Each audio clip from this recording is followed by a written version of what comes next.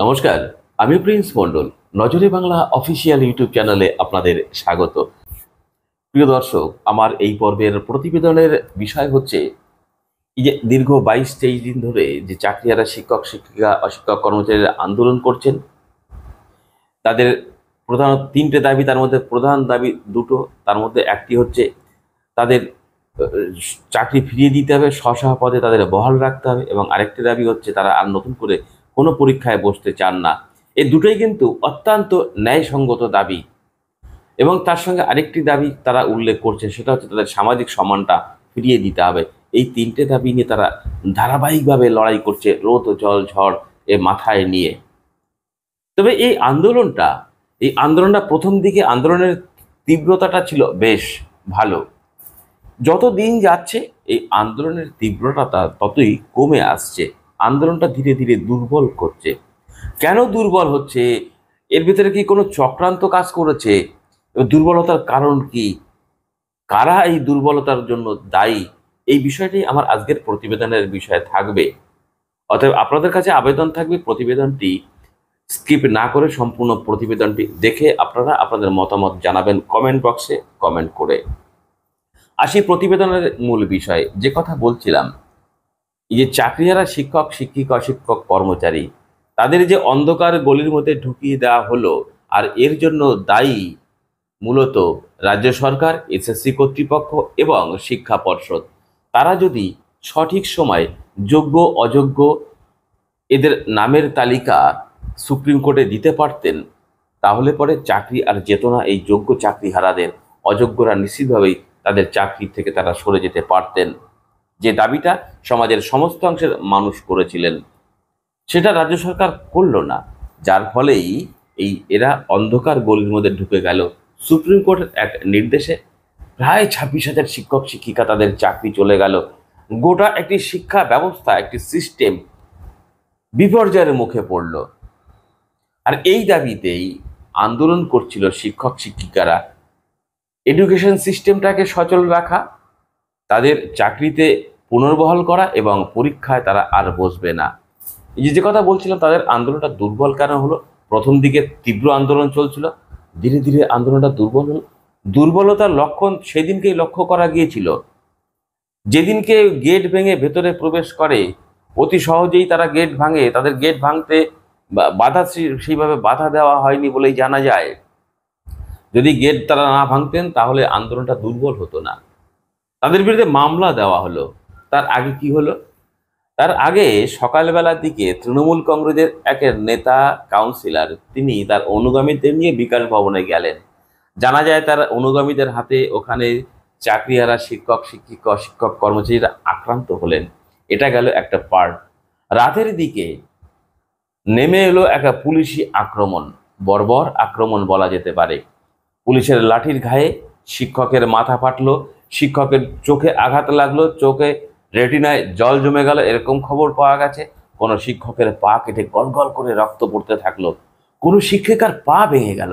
আপনি ভাবুন, একজন শিক্ষক শিক্ষিকা, তাকে এরকম আক্রমণের মুখে পড়তে হচ্ছে। একদিকে রাজনৈতিক দলের আক্রমণ, ওই যে অভিযোগ, অন্যদিকে পুলিশ প্রশাসন, পুলিশের দ্বারা আক্রান্ত, লাঠির ঘা, মাথা কেটে ফেটে রক্ত, পা কেটে গল করে রক্ত বেরোচ্ছে, কার চোখ নষ্ট হয়ে যাওয়ার উপক্রম, কোনো শিক্ষিকার পা ভেঙে গেল। এটা দেখে রাজ্যের মানুষ খুব ভালোভাবে নেননি। এবং এই আক্রমণের ফলে শিক্ষক শিক্ষিকারা তখন আবেদন রাখলেন রাজ্যের সমস্ত অংশের মানুষের কাছে, রাজনৈতিক দলগুলোর কাছে, যেটা আমরা জানতে পারি যদি আমার ভুল না হয়ে থাকে। আবেদন রাখলেন রাস্তায় বেরিয়ে আসুন, এই শিক্ষক শিক্ষিকার পাশে দাঁড়ানোর আবেদন রাখলেন তারা। রাজ্যের মানুষ, সমস্ত অংশের মানুষ, তারা রাস্তায় বেরোলেন পরদিন। আন্দোলন উত্তাল হলো সারা রাজ্য। এবং আমরা দেখতে পেলাম ওই চাকরিহারা চাকরি প্রাপকদের মঞ্চে পৌঁছে গেলেন দুটো রাজনৈতিক দল। একটা যে রাজ্যের প্রধান বিরোধী দল বঙ্গ বিজেপি, শুভেন্দু অধিকারী সহ তার দলের একাধিক নেতাকর্মীরা সেখানে হাজির হলেন শুভেন্দু অধিকারীর সঙ্গে। এবং সেখানে হাজির হতে দেখলাম সিপিআইএম পার্টির নেতৃত্ব শতরূপ ঘোষ সহ একাধিক সিপিআইএম এর নেতা, তার মধ্যে সপ্তর্ষি দেব সহ একাধিক নেতাকর্মী হাজির হলেন। তারা সেখানে এই আশ্বাসটা দিলেন যে দলমত নির্বিশেষে প্রত্যেকে তাদের পাশে থাকতে চায়, এই আন্দোলনটাকে তারা আরো তীব্র করুক, সমস্ত রকমভাবে তাদের রাজনৈতিক সহযোগিতা করবে। দেখুন, একটি রাজনৈতিক আক্রমণ, শিক্ষকদের উপরে এই আক্রমণটা রাজনৈতিক আক্রমণ। কেন রাজনৈতিক আক্রমণ সে ব্যাখ্যা নিশ্চিতভাবে পরে একটা সময় দেওয়া যেতে পারে, কিন্তু আক্রমণ রাজনৈতিকভাবে যদি কোনো আক্রমণ হয়, সেই আক্রমণটার মোকাবেলা করতে হবে রাজনৈতিক চিন্তা ভাবনার মধ্য দিয়ে, রাজনৈতিকভাবে। সেই কারণেই তো শিক্ষক শিক্ষিকাদের পাশে দাঁড়াতে গিয়েছিলেন এসব রাজনৈতিক দলগুলো, এবং পরদিন সারা রাজ্যের এই সমস্ত রাজনৈতিক দলগুলো, বিশেষ করে এই দুটো রাজনৈতিক দলের পক্ষ থেকে মিছিল, মিটিং, বিক্ষোভ, রাস্তা অবরোধ এই সমস্ত করলো। হাজার হাজার মানুষ, লক্ষ লক্ষ মানুষ তাদের হচ্ছে সমর্থনে, শিক্ষক শিক্ষার সমর্থনে এই রাজনৈতিক দলগুলোর পাশে এসে দাঁড়ালো। এইভাবে যদি চলতে থাকতো, নিশ্চিতভাবেই একটি বড়, এই আরজি করের সময় যখন হাজার হাজার লক্ষ লক্ষ মানুষ রাস্তায় বেরোলো, সরকার একটা চাপে পড়েছিল, সিবিআই তদন্তকারী সংস্থা তারা একটা চাপে পড়েছিল, একটু কর্মদক্ষতা, তাদের হচ্ছে কর্মতৎপরতা বেড়েছিল। পরবর্তীকালে আন্দোলনটা এই অরাজনৈতিক করেই তো নষ্ট হলো আন্দোলনটা, সেটা ভিন্ন বিষয়।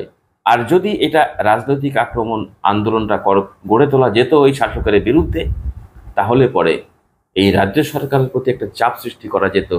এই মুহূর্তে যে দাবিটা করছে একটা অংশের শিক্ষক শিক্ষিকা, চাকরিহারা শিক্ষক শিক্ষিকা, যে ওএমআর সিট প্রকাশ করতে হবে এবং চাকরিহারাদের চাকরিতে বহাল রাখতে হবে, কারা অযোগ্য কারা যোগ্য তাদের তালিকা সুপ্রিম কোর্টে দিতে হবে, এই দাবিটা এই মুহূর্তে একটা অংশের চাকরিহারা শিক্ষক শিক্ষিকা করছে।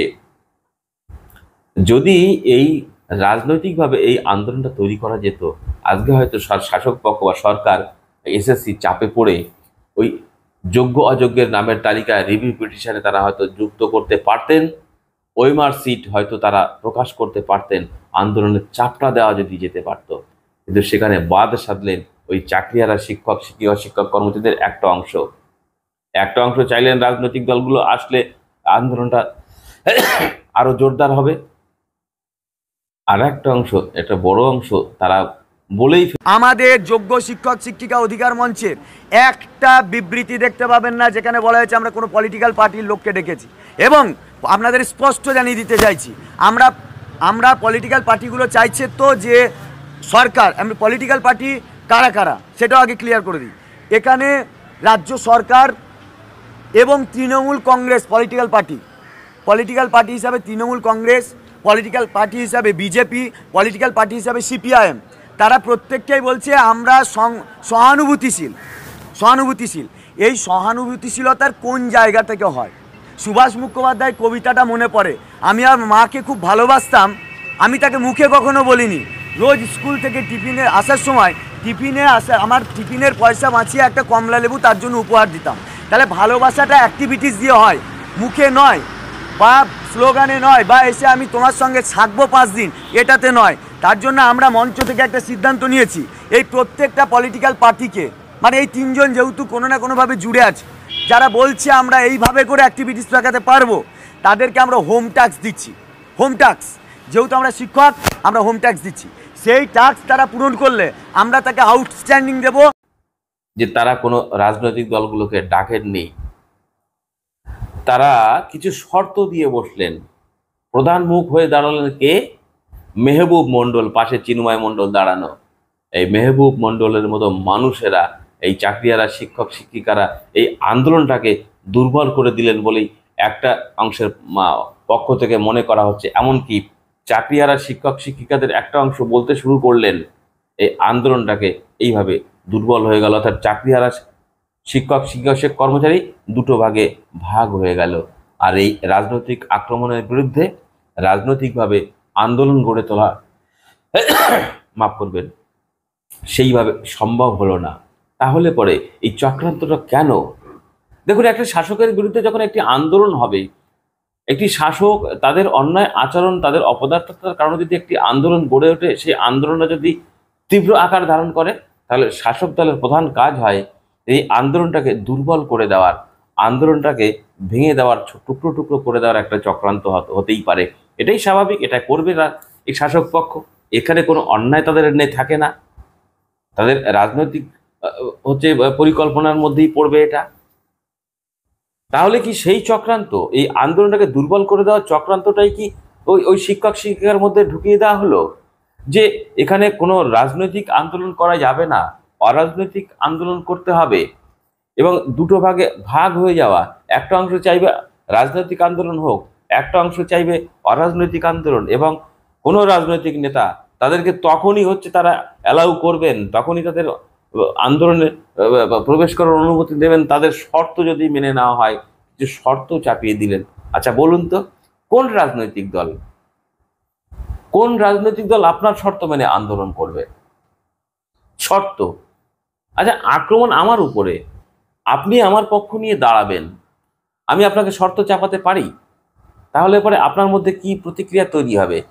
যে আপনি আমার পক্ষ নিয়ে আমার পাশে দাঁড়াতে চাইছেন, আবার আমি আপনাকে বলে দিচ্ছি তুমি কিভাবে আমার পেছনে দাঁড়াবে। রাজনৈতিকভাবে কোনো আক্রমণ শিকার আমি, তাহলে একটি রাজনৈতিক দল যদি আমার পক্ষ নিয়ে আসতে চায়, তাদের রাজনৈতিক চিন্তা ভাবনার মধ্য দিয়েই আমাকেও চিন্তা ভাবনা করতে হবে যে তারা কোন চিন্তা ভাবনার মধ্য দিয়ে আসছে। স্বাভাবিকভাবেই এই